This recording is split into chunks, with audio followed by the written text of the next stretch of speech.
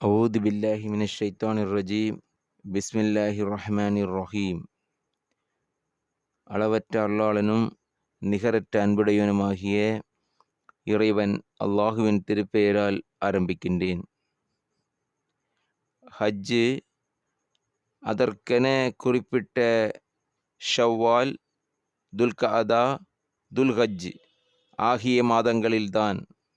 ஆகவே அவற்றில் எவரேனும் இஹ்ராம் அணிந்து ஹஜ்ஜை தன் மீது கடமையாக்கிக் கொண்டால், ஹஜ்ஜு மாதத்தின் 10ஆம் தேதி வரையில் வீடு கூடுதல், தீச்சொல் பேசுதல், சச்சரவு செய்து கொள்ளுதல் கூடாது.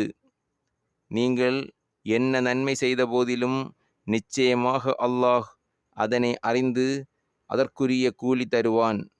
தவிர ஹஜ்ஜுடைய பயணத்திற்கு வேண்டிய உணவுகளை முன்னதாகவே தயார்படுத்தி கொள்ளுங்கள். ஆனால் நிச்சயமாக நீங்கள் தயார்படுத்தி கொள்ள வேண்டியவைகளில் எல்லாம் மிக மேலானது இறை அச்சத்தை தான். ஆதலால் அறிவாளிகளே, நீங்கள் குறிப்பாக ஹஜ்ஜுடைய காலத்தில் எனக்கு பயந்து நடந்து கொள்ளுங்கள்.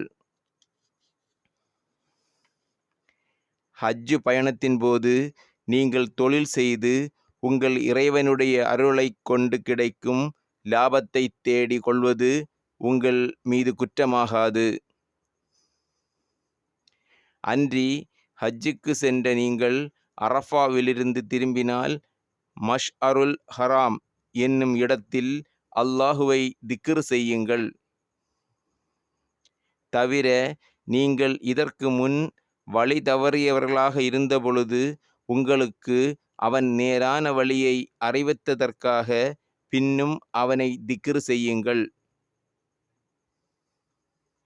பின்னர் மனிதர்கள் திரும்புகின்ற முஸ்தலிஃபா என்னும் இடத்திலிருந்து நீங்களும் மினாவுக்கு திரும்பிவிடுங்கள்.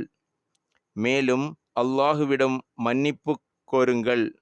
நிச்சயமாக அல்லாஹ் மிக்க மன்னிப்பவனாகவும் நிகரற்ற அன்புடையவனாகவும் இருக்கின்றான்.